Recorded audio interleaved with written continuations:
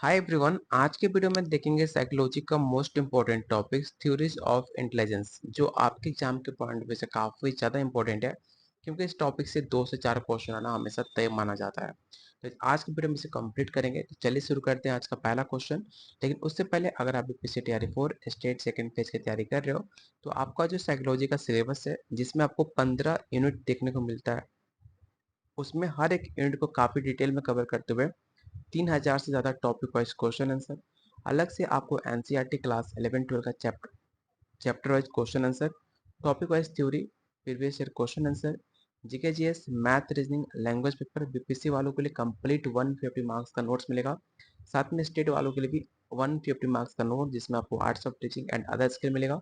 साथ में टेलीग्राम पे साइकोलॉजी ग्रुप, जिसमें होगा आपको डेली क्यूज और ग्रुप डिस्कशन। साथ में आपको गाइड भी किया जाएगा कैसे एग्जाम की तैयारी करनी है, क्या क्या पढ़ना है, किस टॉपिक पे ज़्यादा फोकस करना है, हर एक चीज़ आपको डिटेल में बताया जाएगा। ये सब कुछ मिलेगा सिर्फ आपको 500 में, जिसमें आपको क्लासेस, हर एक नोट्स आपको प्रोवाइड किया जाएगा सिर्फ 500 में। लेने के लिए आप इस नंबर पे कॉल और व्हाट्सअप कर सकते हो, जो डेली बहुत सारे बच्चे ज्वाइन कर रहे हैं। अगर आप भी सीरियस हो तो इस नंबर पे आज ही व्हाट्सअप कॉल करके इस कंप्लीट नोट्स को ले सकते हो। तो चलिए शुरू करते हैं आज का पहला क्वेश्चन। और प्लीज़ आपसे रिक्वेस्ट रहेगा कि इसको बनाने में काफ़ी हमें टाइम, काफ़ी मेहनत लगता है, तो वीडियो को जितने लोग देख रहे हो उतने वीडियो को लाइक जरूर करना, क्योंकि आपका एक लाइक हमें काफ़ी मोटिवेट करेगा आपके लिए और बेहतरीन से बेहतरीन क्वेश्चन लाने के लिए। आज का पहला क्वेश्चन, बुद्धि के जी कारक सिद्धांत को किस मनोवैज्ञानिक ने प्रस्तावित किया है? पहला ऑप्शन है Howard Gardner, Charles Spearman, Robert Sternberg या डेविड वैक्सलर। तो मैंने मल्टीपल टाइम आपको बताया हुआ है कि जिसे हम जी कारक, जी फैक्टर बोलते हैं, उसे two factor theory of intelligence के नाम से जाना जाता है, जिसे हम जीएस थ्योरी के नाम से भी जानते हैं। जी कारक चार्ल्स स्पीयरमैन ने दिया था। आपसे जी कारक पूछ ले, चाहे आपसे एस कारक पूछ ले, इस दोनों कारक एक ही इंसान ने दिया था, जिसका नाम था चार्ल्स स्पीयरमैन, जो कि सामान्य बुद्धि पर केंद्रित माना जाता है। इसका बहुत सारे नाम है, जी कारक, एस कारक, two factor theory, GS factor theory. इस सब कोई भी क्वेश्चन घुमा के पूछता है, आपका आंसर एक ही होगा, चार्ल्स स्पीयरमैन। अगला क्वेश्चन, बुद्धि का जी कारक क्या दर्शाता है? पहला ऑप्शन है सामान्य, विशिष्ट, सामान्य, भावनात्मक या रचनात्मक। तो जस्ट मैंने आपको बताया था, जी फॉर जनरल इंटेलिजेंस, मतलब सामान्य बुद्धि। अगर पूछता कि ये बुद्धि का एस कारक क्या दर्शाता है, तो आपका विशिष्ट बुद्धि होता, स्पेसिफिक इंटेलिजेंस। ठीक है, याद रखिएगा, काफी इंपॉर्टेंट है, कई बार स्टेट में सवाल पूछा गया है। तो क्वेश्चन 2 का जो राइट आंसर होगा, ऑप्शन नंबर आपका बी होगा। हावर्ड गार्डनर के बहुभुति सिद्धांत में कितनी बुद्धियां शामिल हैं? हावर्ड गार्डनर से आपका बीपीएससी का कोई ऐसा पेपर नहीं होगा, चाहे बिहार स्टेट हो चाहे आपका बीपीएससी, जिसमें 2 से 3 क्वेश्चन हावर्ड गार्डनर से ना पूछा जाता हो। तो याद रखिएगा, हावर्ड गार्डनर के मल्टीपल इंटेलिजेंस के जो सिद्धांत थे, टोटल आपके 8 थे। ठीक है, ऑप्शन नंबर सी। जैसे कि भाषाई, संगीतमय, स्थानिक, इस कुछ एग्जाम्पल हैं आपके मल्टीपल इंटेलिजेंस के। याद रखिएगा, ऑप्शन नंबर सी। रॉबर्ट एस्टनबर्ग ने त्रिक सिद्धांत में कौन सा घटक शामिल नहीं है? जो ट्रायडिक थ्योरी ऑफ इंटेलिजेंस थे, उनमें कौन सा घटक शामिल नहीं है, आपको ये बताना है। अगर आपने कल का वीडियो देखा होगा तो आप आसानी से बता पाओगे कि जो सामाजिक बुद्धि होते हैं, वो आपका त्रिक सिद्धांत, विश्लेषणात्मक, रचनात्मक और व्यवहारिक बुद्धि में शामिल होता है, जबकि सामाजिक बुद्धि नहीं होता। 3 सिद्धांत कौन कौन से घटक शामिल है, तो याद रखिएगा, एनालिटिकल, क्रिएटिव एंड प्रैक्टिकल। लेकिन सोशल इंटेलिजेंस आपके त्रिक सिद्धांत में शामिल नहीं है, इसलिए इसका जो राइट आंसर होगा, ऑप्शन नंबर डी हो जाएगा। बुद्धि के द्रव और क्रिस्टलाइज सिद्धांत को किसने प्रस्तावित किया है? ये भी सवाल आपके कई बार एग्जाम में पूछे गए हैं, इसे याद रखिएगा। पहला ऑप्शन है Raymond Cattell, Howard Gardner, Charles Spearman या रॉबर्ट स्टोनबर्ग। तो आपने नाम सुना होगा रेमंड कैटल, जिन्होंने द्रव और क्रिस्टलाइज बुद्धि का सिद्धांत को प्रस्तावित किया है। तो ऑप्शन नंबर ए इसका राइट आंसर होगा। क्रिस्टलाइज बुद्धि का अर्थ क्या होता है? इन ऑप्शन को ध्यान से पढ़िए और बताइए, क्रिस्टलाइज बुद्धि का अर्थ होता क्या है?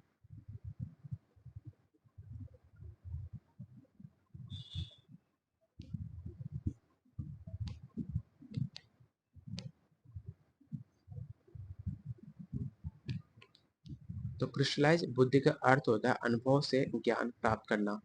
क्रिस्टलाइज बुद्धि शिक्षा और अनुभव से ज्ञान प्राप्त करने को दर्शाती है, जो कि राइट आंसर होगा ऑप्शन नंबर बी। गार्डनर के सिद्धांत में शारीरिक गतिज बुद्धि का अर्थ क्या है? ये सेम क्वेश्चन आपके बीपीएससी टीआरई 1 में पूछा गया था। इसे याद रखिएगा कि जो आपका बॉडली किनेस्टिक इंटेलिजेंस होते हैं उनका गार्डनर थ्योरी से कैसे होता है, क्या अर्थ होता है, आपको ये बताना है इन ऑप्शन को देखने के बाद।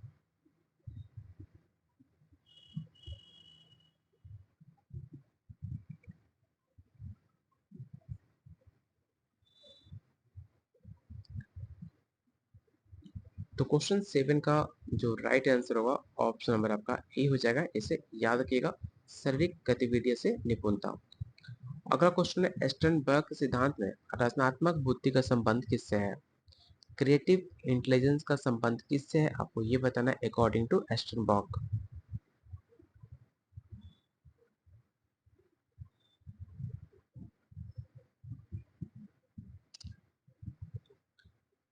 तो क्रिएटिव उसे बोलते हैं जो कुछ नया जनरेट करे, जो कुछ नया क्रिएट करे, उसे कहते हैं हम रचनात्मक बुद्धि। याद रखिएगा, रचनात्मक बुद्धि नए और मौलिक विचार को उत्पन्न करने की क्षमता से संबंधित है, जो कि राइट आंसर होगा ऑप्शन नंबर बी। बुद्धि की प्राथमिक मानसिक क्षमताओं को सिद्धांत को किसने प्रस्तावित किया है, किसने विकसित किया है? Primary mental ability of intelligence किसने डेवलप किया, आपको ये बताना है। पहला ऑप्शन है Louis Thurstone, Charles Spearman, Raymond Cattell या हावर्ड गार्डनर।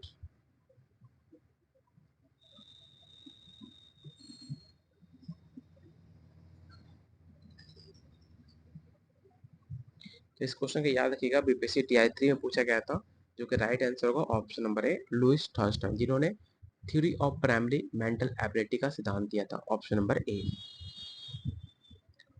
थर्स्टन के सिद्धांतों में कितनी प्राथमिक मानसिक क्षमताएं शामिल हैं? How many primary mental ability are included in Thurstone theory? 5, 7, 9, 11।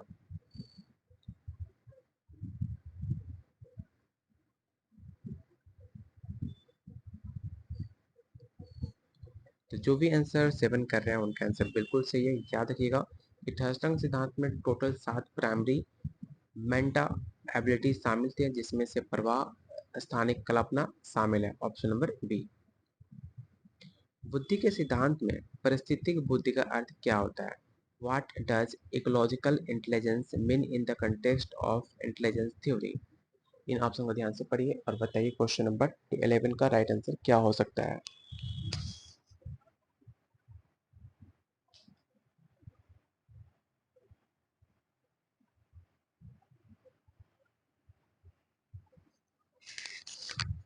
तो क्वेश्चन 11 का जो राइट आंसर होगा ऑप्शन नंबर आपका ए हो जाएगा।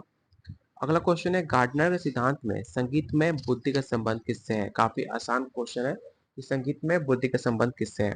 पहला ऑप्शन है सॉल्विंग लॉजिकल, तो गाना में लॉजिकल का कुछ योगदान है नहीं, ठीक है। दूसरा ऑप्शन है आपका शारीरिक गतिविधियां, तो शारीरिक गतिविधियां आपके संगीत से कोई संबंध नहीं है। सामाजिक को नहीं, इसका जो राइट आंसर होगा ऑप्शन नंबर ए होगा ध्वनिया और लय की समझ। द्रव बुद्धि का संबंध किस आयु वर्ग में सबसे अधिक देखा जाता है? इस क्वेश्चन को रट्टा मार लीजिएगा, काफी इंपॉर्टेंट है। पहला ऑप्शन है बच्चे, युवा, वयस्क, बुढ़े या सभी आयु वर्ग के लोग।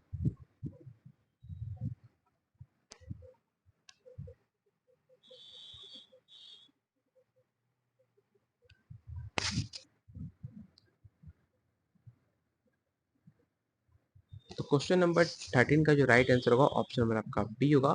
जो बुद्धि द्रव होती है उनकी नई समस्याओं को हल करने की क्षमता युवा वयस्कों में सबसे अधिक देखी जाती है, इसलिए इसका जो राइट आंसर होगा ऑप्शन नंबर बी होगा। बुद्धि के संरचना मॉडल को किसने विकसित किया है? Who propose the structure of intellect model? JP Guilford, Raymond Cattell, Louis Thurstone या रॉबर्ट एस्टनबर्ग? इस क्वेश्चन को याद रखिएगा, काफी इंपॉर्टेंट है, कई बार एग्जाम में पूछा भी गया है।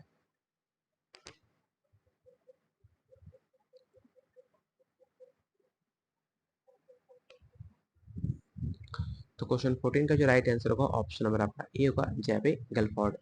गिलफोर्ड के मॉडल में बुद्धि के कितने आयाम शामिल हैं? ये सेम क्वेश्चन आपके स्टेट में पूछा गया था, जो काफी इंपॉर्टेंट है, मल्टीपल टाइम पूछा गया है। इसे याद रखिएगा कि गिलफोर्ड का जो मॉडल बुद्धि आयाम थे, जिसे इंटेलिजेंस ऑफ मॉडल बोलते हैं गिलफोर्ड का, उसमें टोटल 180 आयाम शामिल है, जिसमें संचालन, सामग्री और उत्पाद पर आधारित होता है।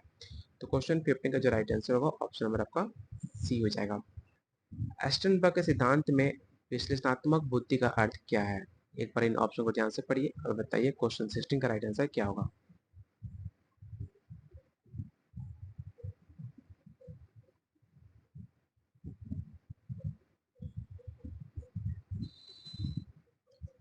तो क्वेश्चन 16 का जो राइट आंसर होगा ऑप्शन नंबर आपका बी होगा, समस्याओं को तार्किक विश्लेषण।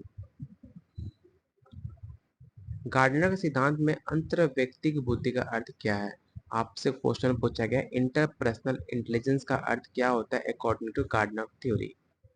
अगर एक होता है इंटरपर्सनल, दूसरा होता है इंट्रापर्सनल, दोनों में काफी लोग कंफ्यूज होते हैं। तो याद रखिएगा, जो इंटरपर्सनल उसे कहते हैं जो दूसरे की व्यक्ति, दूसरे की भावना, दूसरे को समझने, दूसरे के मन की बात को संबंधित से बोलते हैं इंटरपर्सनल। और जो इंसान खुद की भावनाओं, खुद की फीलिंग समझता है उसे कहते हैं इंट्रापर्सनल। इंटरपर्सनल दूसरे के बारे में होता है, इंट्रापर्सनल खुद के बारे में होता है। तो क्वेश्चन 17 का जो राइट आंसर होगा ऑप्शन नंबर आपका ई हो जाएगा। बुद्धि के सिद्धांतों में भावनात्मक बुद्धि किसने लोकप्रिय बनाया था?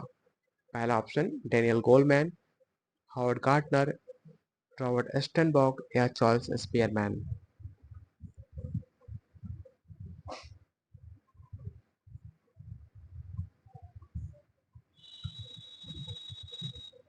तो याद रखिएगा क्वेश्चन 18 का जो राइट आंसर होगा ऑप्शन नंबर आपका ए होगा, डेनियल गोलमैन, जिसने भावनात्मक बुद्धि को काफी लोकप्रिय बनाया, जो कि भावनाओं को समझने और उनको प्रबंधित करने से संबंधित है। अगला क्वेश्चन है क्रिस्टलाइज बुद्धि का विकास किसके माध्यम से होता है? इन ऑप्शन को ध्यान से पढ़िए और बताइए क्वेश्चन 19 का राइट आंसर क्या हो सकता है।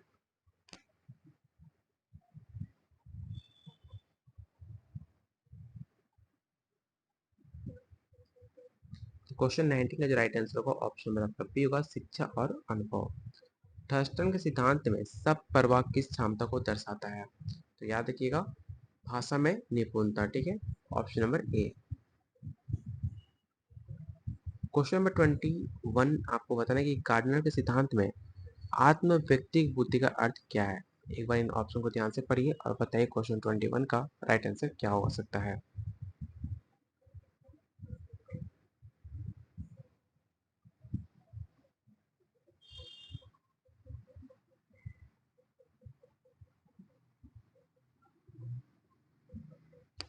तो क्वेश्चन 21 का जो राइट आंसर होगा ऑप्शन नंबर आपका बी होगा, आत्म जागरूकता और आत्म चिंतन। बुद्धि के पीएसएस मॉडल को किसने प्रस्तावित किया है? JP Das, Raymond Cattell, Howard Gardner, Robert Sternberg. इस क्वेश्चन को रट्टा मार में कई बार एग्जाम में क्वेश्चन पूछे गए कि पास मॉडल को प्रस्तावित करने वाले कौन थे? तो नाम याद रखना, जेपी दास। पास मॉडल में पी का अर्थ क्या है? तो काफी आसान क्वेश्चन है। पी का मतलब होता है प्लानिंग, ठीक है, योजना। Option number A, option number B इसका राइट आंसर होगा, प्लानिंग। एस्टर्नबर्ग के सिद्धांत में व्यवहारिक बुद्धि का संबंध किससे है? तार्किक विश्लेषण, रचनात्मक विचार, वास्तविक जीवन की समस्याओं का समाधान या भावनात्मक समझ।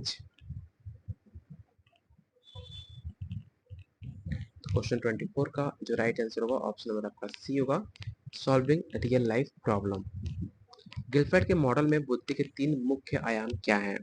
इन ऑप्शन को ध्यान से पढ़िए और बताइए क्वेश्चन 25 का राइट आंसर क्या होगा।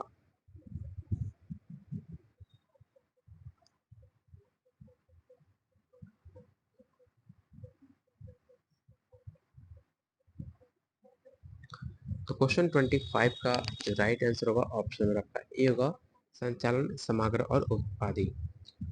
गार्डनर सिद्धांत में प्राकृतिक बुद्धि का अर्थ क्या है? तो याद रखिएगा, गार्डनर सिद्धांत में प्राकृतिक बुद्धि का अर्थ है पर्यावरण की समझ और उनके संबंधित गतिविधि से जुड़ा हुआ, जो कि राइट आंसर होगा ऑप्शन नंबर आपका ए। बुद्धि के सिद्धांत में सामाजिक बुद्धि का अध्ययन किसके साथ संबंधित है? काफी आसान, काफी हलवा सा क्वेश्चन है।